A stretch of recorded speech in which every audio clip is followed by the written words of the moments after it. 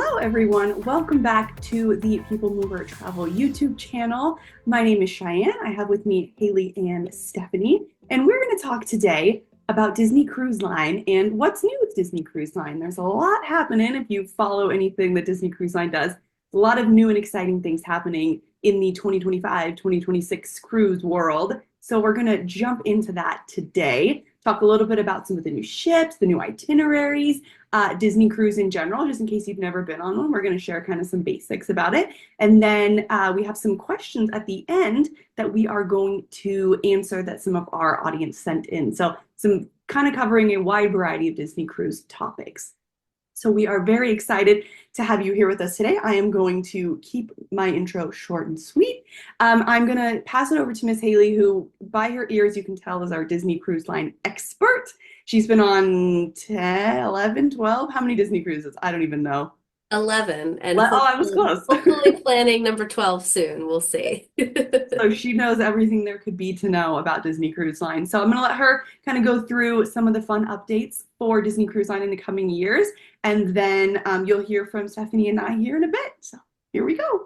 Thanks, Cheyenne. And hopefully I can do DCL justice here in our kind of quick recap of just all that's happening with Disney Cruise Line and the fleet and beyond. It's a really exciting time for DCL. And if you've been a cruiser with them before or considering, maybe cruising with Disney, whether you've never been on a cruise in general, or otherwise, now is a great time because the fleet is bigger than ever. Disney is going to more ports than ever before, and there's even more magic and entertainment to enjoy.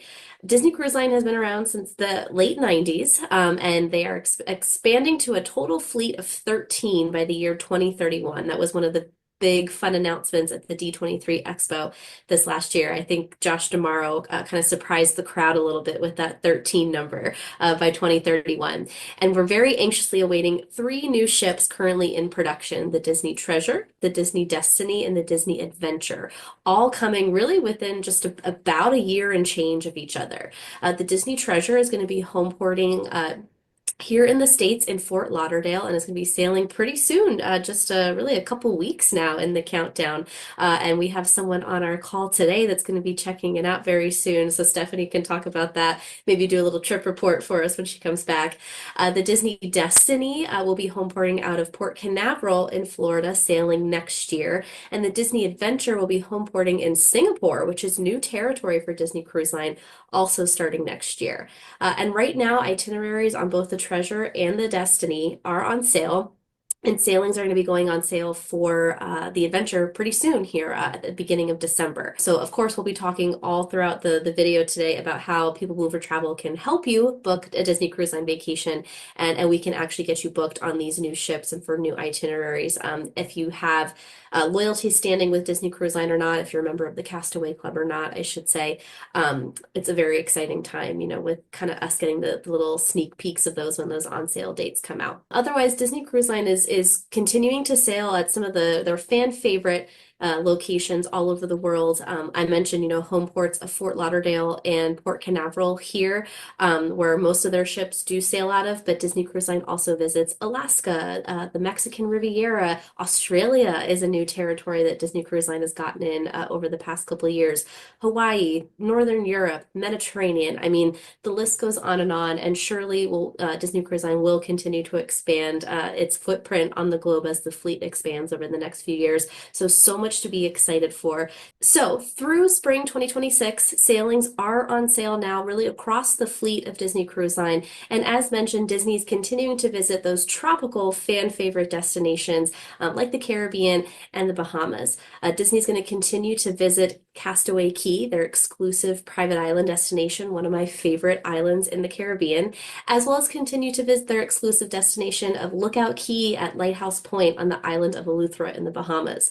I was very fortunate enough to visit actually Lookout Cay just a couple of months ago as part of a Disney social sailing hosted by Disney Cruise Line, and it was awesome. It's Definitely something, if you're already a Disney Cruise Line fan, you have to go and see for yourself. But if you're just a fan of beautiful beaches and being able to relax, I think you'd enjoy visiting Lookout Key at Lighthouse Point. So definitely consider booking a sailing there. But these sailings are great because they do rotate between a myriad of 3, 4, 5, and 7 night itineraries. So whether you're looking for a longer stay or maybe something short and sweet that you want to tack on to a trip at Walt Disney World or just get started with cruising, you'll definitely be able to see lots of itinerary options in the Caribbean and the Bahamas. They're really leaning into, kind of what their bread and butter is of that Disney entertainment into everything across their ships. From dining, incorporating their new kind of entertainment experiences with the Coco themed restaurant coming to the fleet, and brand new stage productions coming to the fleet. I mean, everywhere you go across any of the Disney ships, you're going to be able to run into your favorite Disney characters, favorite Disney stories, and really there's something, for everybody to enjoy aboard Disney Cruise Line. I'm going to talk a little bit about some of the other sailings that are happening in 2025 and 2026, a bit further from home for some of us a bit closer to home. So Disney will be sailing to Alaska, which they have been for a while. But I, as an Idaho girl, Alaskan cruises are A, very convenient for us West Coast folks, and B, I went on one not with Disney, but I went on another cruise line, but just the Alaskan cruise vibe is just immaculate. Like it is so beautiful. There's so much scenery that you'll never be able to see not on an Alaskan cruise, like not on a cruise ship in general. So it's just such a special location. And I know for specific Disney cruise lines that happen in Alaska, like I'm so jealous of anyone who's been on one. The outfits that the characters wear, I like they're so cute and it's just such a special cruise. So in summer of 2025, they have a lot of 5 to 9 night Alaskan sailings. 7 is kind of that sweet spot and the most popular. And they go out of Vancouver, British Columbia, and they go to some really, really great destinations. So that's really exciting. They're kind of continuing with those sailings aboard the Wonder, I will add. Then they're also continuing their Hawaii sailings, which is really fun. These sailings are really unique. They start, they're one ways from Vancouver. So start in Vancouver, go all the way down the west coast to Hawaii. And the really special part about some of these sailings is on those longer cruise itineraries, which I'm sure Stephanie will talk about as well with the repositioning cruises. When you have, multiple sea days in a row, Disney really pulls out all the stops. They are putting the entertainment on. They are getting unique characters to come visit. They are just, it's some things you'll never see unless you're on those like long itineraries. So those Hawaii sailings are really, really fun. And also just, sailing around Hawaii. I mean, like, duh. Sign me up. I'm there. Like Haleigh said, there's also some New Zealand and Australia cruises happening in 2025, 2026, kind of the winter months, which is summer there. Yeah. These are aboard the Wonder. They have 2 to 10 night sailings. So kind of whatever fits your vibe down there. They've got like sailings that fit into whatever you would need. And they're really I mean, like I said, newer to Disney Cruise Line, but really popular and really fun. Do they still do the magic, or what are they called? Where they don't go anywhere, they just leave on the cruise and then come back. Are they still doing those? Yeah, so that's going to be those shorter sailings out of Australia specifically, and that was something they were kind of testing, I think, a little bit coming out of the pandemic. And to your point, Cheyenne, people really enjoyed them, and they're still doing those. So especially if you're already in Australia and New Zealand and can't quite make it to the States or over to Singapore or the Med or anything like that, that's a fun way of getting some Disney Cruise Line fun. Yeah. Disney Cruise Line is one of like the very few cruises I hear people will specifically make a point not to get off the ship. Like they're just in, especially in the ports, they're just saying they want to like soak up all the Disney magic. And I get it, there's so much to do. Why not? We've seen what Disney has to offer in terms of the Caribbean and Alaska. So if we want to go a little bit further from home, Disney also offers cruises in Europe, both the Mediterranean and more like Northern Europe. Those can range anywhere from 3 to 12 nights. So again, you've got, a big range of possibilities when it comes to these. Those are all going to be on board the Disney Fantasy, and most of them start in either Southampton, England, which is London, or in Barcelona, with some, small deviances there. But if you think you want to explore, for example, Northern Europe, but maybe you have kids, and the idea of packing and repacking and moving hotels and getting on a train, if that sounds really overwhelming, something like a European cruise can be a great alternative because you really only have to unpack once and then you can go and explore all of these amazing ports. For example, you could go to the Netherlands, you could go to Sweden, you could go to Belgium, Italy, Greece, like there are tons of different options and you can see almost all of them on a cruise, which is fantastic. We also wanted to talk about repositioning cruises. So these are really unique sailings where basically, given the season, Disney needs to get a ship from one part of the world to another part of the world. But rather than just move an empty ship around, they give, customers the ability to be a part of those sailings. And there are some really interesting ones coming in 2025. As they move the ships around to get them sort of, repositioned as they're bringing in the new ships. So, for example, you could do Port Canaveral, Orlando to Barcelona. You could do Sydney to Honolulu, even some shorter options when we're looking at something like Galveston to San Juan, Puerto Rico. But they're really interesting, like one-way cruises typically where you're going to start in one part of the world and end up somewhere a little bit different. So really cool opportunities. They do tend to include more sea days, which is really fun. If you want to get some of those cool character experiences and really soak up all of that magic on the ship.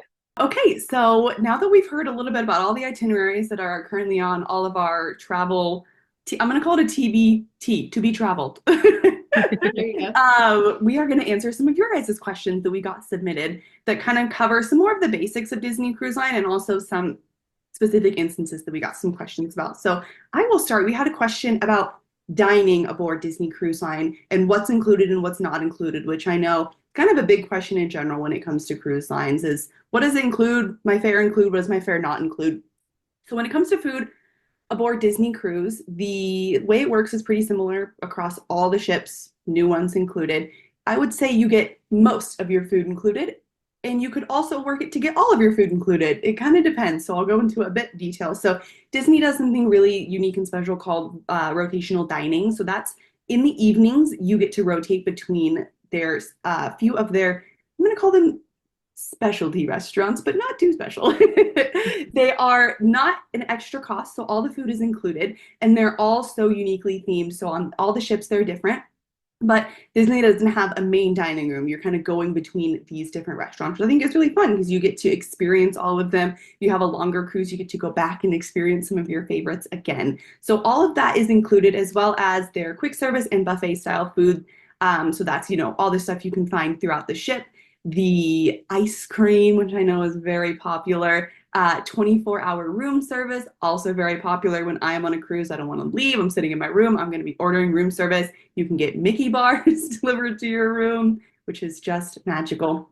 Your fare also includes soft drinks, tea, lemonade, water, not bottled, but water. And then there are a few things that are going to be not included. If you want to kind of go a bit above and beyond your fare, you do have some options there. So that's going to include alcoholic beverages, specialty coffees, so lattes, think frappuccinos of that instance, and then any dining at their specialty restaurants, which Paolo, Remy, Enchanté, those types of restaurants across the ship. So you don't have to do them, but they're really a fun experience. And I actually think that they're very reasonably priced. I wouldn't consider any of them extremely overpriced for a really fine dining experience. And I personally haven't been to them, but I know Haleigh has, and Stephanie, I'm sure you have as well. It's a whole experience. You're getting, multiple courses. They're really putting a lot of effort into these dining experiences. It's not just, they're charging you extra just because they can. It's really, really an over-the-top experience in a good way. Yeah, and we should mention too that those specialty restaurants that you mentioned, Cheyenne, are adults only. So if you're traveling, for adults only, or maybe you're in a larger party and want to have some alone adult time, those are the places to go. Like you said, I love all of the main dining rooms in the rotation, really across all of the Disney ships. Like I've never had a bad meal on a Disney Cruise Line ship, but maybe if you're on a longer sailing, definitely checking out one of those specialty adults only restaurants, I think is a great option. And Disney Cruise Line has launched something new called Prima Notte on select sailings, which is when you can go to Palo specifically, but it might expand out to the other adults only restaurants across the fleet. But you go to Palo on the first night of your sailing, and there's a whole enhanced experience And you really get to know, like the chef even, comes out and kind of speaks about the menu. And I mean, if you ask them any level of question about the food, the region it's from, the wine, etc., I mean, they can tell you so much about it at those adult only. It is a fine dining experience, like you said, Cheyenne, but it's kind of palatable in that regard. It's like fine dining with a Disney spin. Like you don't, it's not too pretentious. Exactly. And I'll say too, across all of these locations, it is truly all you can eat. If you have a question about like an entree, say when you're in one of the main dining rooms and you ask your server, what would you do? What would you choose between option A and option B? They're going to get you both and say try both. And it's totally included in the cost of your cruise. So take advantage of that. I think it was one of the cruise directors, Jimmy, the cruise director. I think he's been across the fleet at this point. His tagline while you're sailing is if you see it, eat it. Like try it. Try everything that you possibly Get all can. the dessert, get all the Yeah. desserts, get them all. Yeah. You're Because it's on all included in your vacation. fare. Yeah. Exactly. The best time Exactly to right. try new food that you wouldn't at home because, I mean, you just try it all. If you don't like it, Yep. okay. Yep. That's why they put, I think, on cruises things like escargot, frog legs, because how many people are going to feel comfortable spending money on that at home? But if you're on a vacation and it's kind of included, you might be a little bit more, interested in trying something a little bit more, dare foodie, and you may love it. My sister, for her first time having escargot, was on a cruise ship, and she loves it. It's one of her favorite foods. So we also got a question interesting, and that kind of comes up a lot. Probably you can attest to this too, as fellow agents, of what's the best option budget wise for a family of four, not breaking the bank with Disney Cruise Line. And this can seem really tricky thinking about it because Disney comes at a price at this point. That could be a whole other YouTube video talking about all of their strategies and what they're choosing to do there. But Disney Cruise Line is a premium price cruise line. What your agent can really, help you talk through is just how much is included. I think that can kind of help you maybe visualize it a little bit more. Or if you're working with a family or a partner who thinks it's too expensive, you can kind of break it down that way. But what's something to also consider if you're really trying to sail on a budget are a couple of key things. And that's going to be the time of year that you're sailing, the length of your sailing, the room category that you're staying on the ship, and what ship you're sailing on as well. As we mentioned at the top of the video, the Disney Cruise Line fleet is expanding, and as they're expanding, those newer ships tend to go up a little bit in price point. And it's the latest and greatest. Disney knows that there's going to be market demand there, so they're really not discounting anything. But some of the older ships, like I said, older, there's still so much great things, to enjoy on there. And that's when you typically see a little bit more palatable pricing. If you're just trying to do like a quick getaway, something, that's a little bit more on the budget, within a smaller budget, that's where you're going to want to prioritize things like 3 and 4 night sailings. Also, the non-peak, non-traditional times of sailing. So staying away from major holidays and summer, maybe even considering a cruise in the fall time, which is traditionally hurricane season, especially in the Caribbean and Bahamian ports of call. That's where you're going to see a lot more competitive rates. When you look into certain restricted, again, I say in air quotes because they're still amazing staterooms, but you look in a more restricted stateroom category where maybe you don't have as great of a view, or if you don't even need a view at all and you want to have an interior stateroom, that's a great way to save a lot of money, especially if you want to sail longer, considering, maybe not splurging for concierge on one of those sailings, but that's going to be your highest room cost. So it's kind of, thinking about all of the different factors. If you're really just trying to like get on a Disney Cruise Line ship, no matter what, maybe consider the magic, the wonder, the dream, or the fantasy during hurricane season in an interior stateroom on a shorter sailing. I mean, you could probably get a pretty reasonable cruise price when you kind of add all of those together. But otherwise, it's just again prioritizing where you think your budget is most worth it. There's going to be people who they don't care how long they're sailing; they just want to be on the ship as long as possible and will stay in any room category. If you're working within like a school calendar or specific time off from work and you have to sail at those specific times, again, maybe opt for a shorter sailing.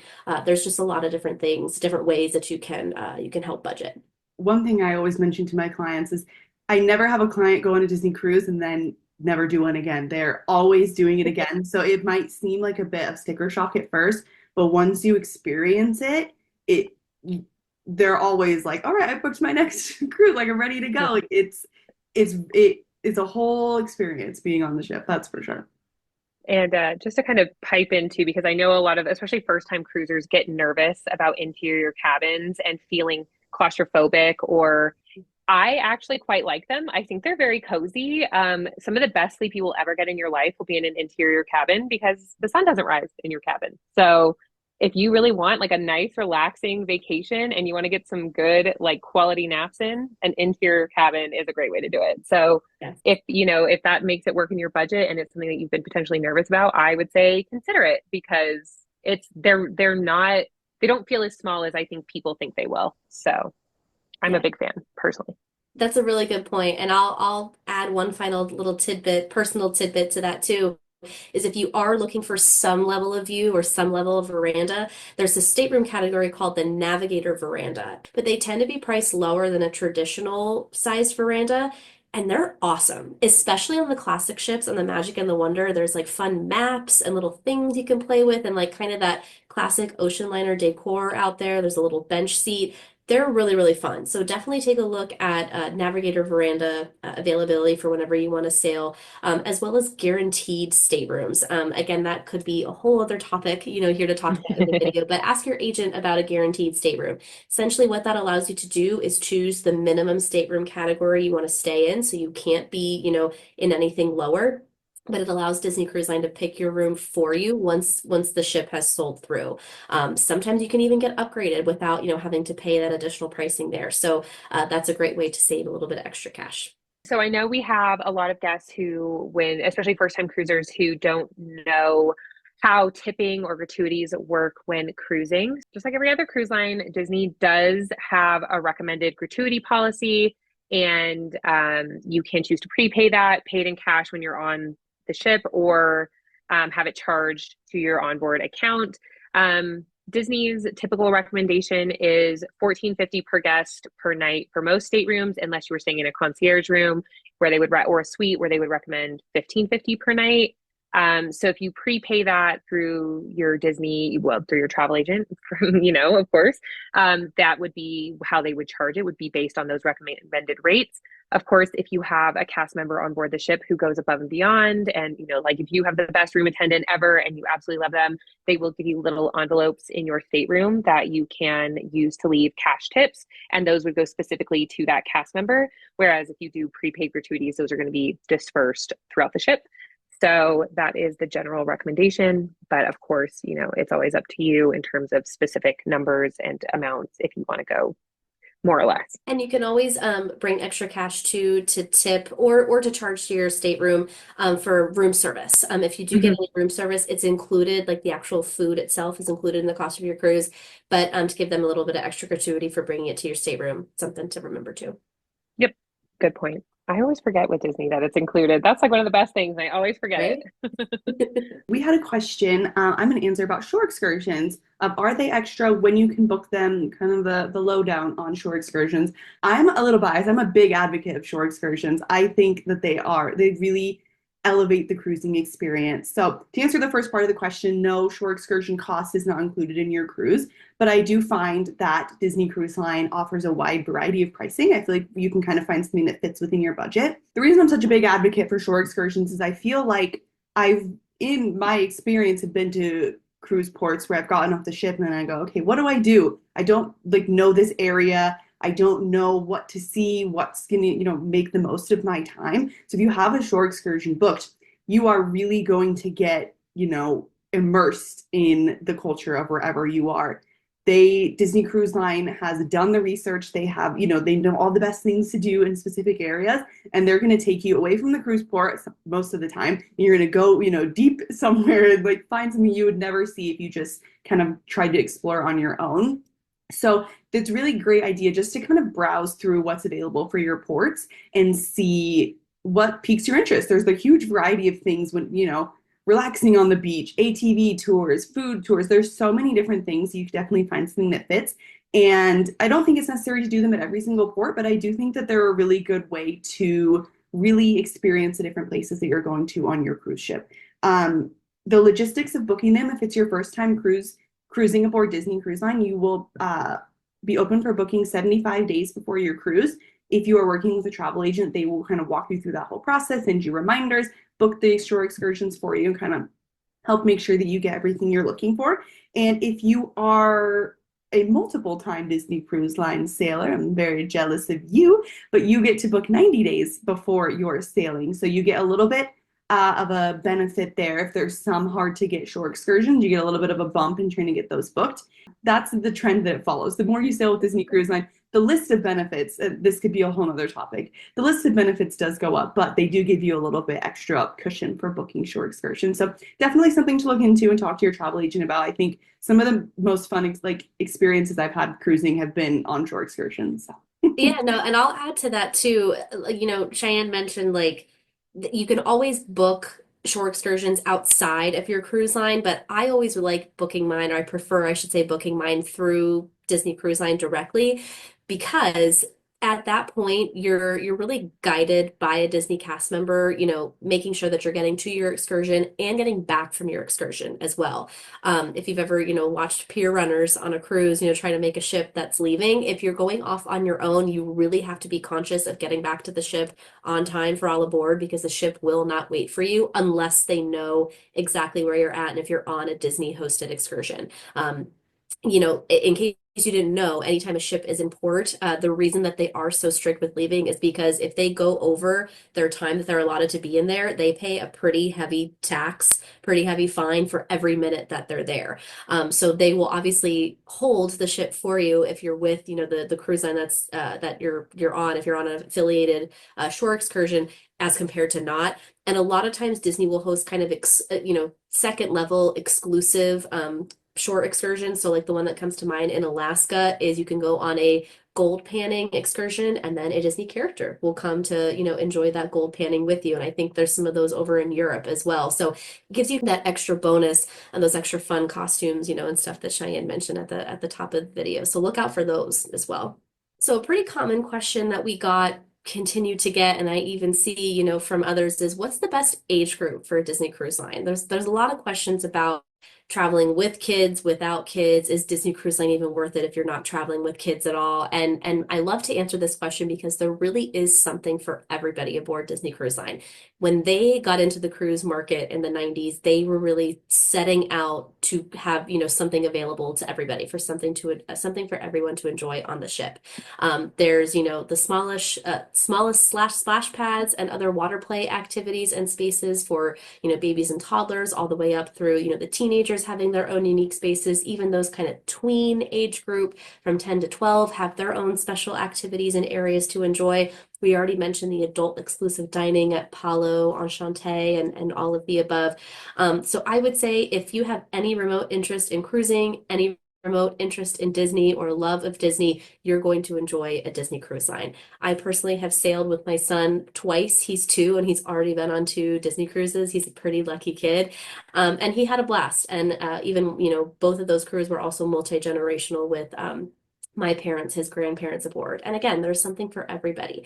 And when you also break it down further from there too, by interest, if you're really into the Disney entertainment and you want to maximize that and do as much as that as possible, you can absolutely do that. If you're more into going for the relaxing environment, you can hit up the spa, you can lay out, up on a lounge chair in the sun, especially in the Quiet Cove area, the adults only areas on the ships.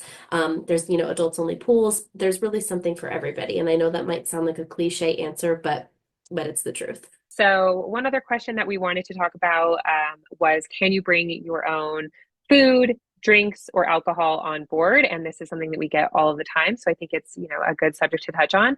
And the answer is yes and no. It depends. So with food, when it comes to like non-perishable snacks, you can bring as many as you want. So if you have like a picky kiddo who will only eat, Welch's fruit snacks, bring them. Bring as many as you want. They have no problem with that. You can also bring a single cooler on board. There are specific dimension requirements. So if that's something that you think you might need to do, definitely, get on the Disney website and check that out. But, if you are a new mother and you need to bring breast milk, for example, that is also something you can bring. And so that you would probably want a cooler for that to get that on the ship. You are allowed to bring sodas. Basically, the guidance is kind of however much you can fit in your carry-on. So what's your level of commitment to your Diet Coke? I guess that's up to you. And then alcohol, there are limitations. So you can typically bring, I believe it's 2 bottles of wine per stateroom, a 6-pack. Yeah. And a 750 ml bottle of liquor, I believe you can also bring. And those typically have, I believe they have a corking fee for those, for wine. So there are those. So if you know you want to have like a nice bottle of wine with dinner, but you want to bring it from home, you can do that. There would just be a corkage fee at your dinner typically. So yes, you can bring your own stuff with a little asterisk when it comes to alcohol. Well, it's a good thing you mentioned alcohol too, Stephanie, because a question maybe we can add on to that a little bit is, does Disney Cruise Line offer an alcohol package? Package, yeah. Because yeah, like Cheyenne mentioned, so all of your soft drinks and like regular like fountain water and tea and coffee and all that is included. But Disney is slightly different from other traditional cruise lines in that they don't offer just like a baseline alcohol package. What they do have is kind of like a beer deal, I guess you would call it. If you are a beer drinker and you also want a fun souvenir out of it, they're this beer mug package where you get like a nice beer stein, like pretty hefty beer stein, and then you get discounted beer, I think half price, for every that you purchase after that. Or you can also purchase a select number of bottles of wine that really your dining team will kind of manage for you throughout the sailing, so that you can try, a couple different types of wine, and they'll pour it for you every night there. And then I think you get to take, the rest off as well of anything that you don't finish. So that's the closest thing to an alcohol package, but you're not necessarily going to see something like offered on more traditional cruise lines, like a Royal or a Carnival or Yeah, things like that. right. And I did also see when I was planning my upcoming cruise is they're doing a ton of different tastings on, and I'm sure this is normal, but like every type of alcohol you could imagine. If you're interested in gin, if you're interested in whiskey, if you want to try some beers, they're doing these cool little, I will say they all sold out like immediately. So they must be quite popular. And apparently I'm missing something because I didn't get one. We tried to get the beer one and like went right when we went to go sign up, it was sold out. So I was gonna say they're extremely popular. Like my clients, it's like trying to eat at Topolino's Terrace. I cannot get them away. yeah, It's a yeah. mom. It's tricky, but it can be done. I asked my stepdad if he wanted to do it, and in the time it took me to ask him if he wanted to do it, it was sold out. Well, thank you everybody for joining us today. I always love chatting about Disney Cruise Line. If you are interested in working with one of the agents here at People Mover Travel, we would love to chat with you about all things Disney Cruise Line. We also book destinations all over the world. I'm sure if you're on this YouTube channel, you know a little bit about us, but if you don't, we have agents who book every destination under the sun. And we would love to chat with you about your upcoming trip. So on the screen, there is a QR code. You can fill out a free quote request. Working with a travel agent is always free. So we're so happy to help you and just kind of make that magic happen for you. We also try to put out as many videos as we can and lots of fun content here on this channel. So keep your eyes out for that. And we will hopefully see you on your next Disney cruise. Bye, guys.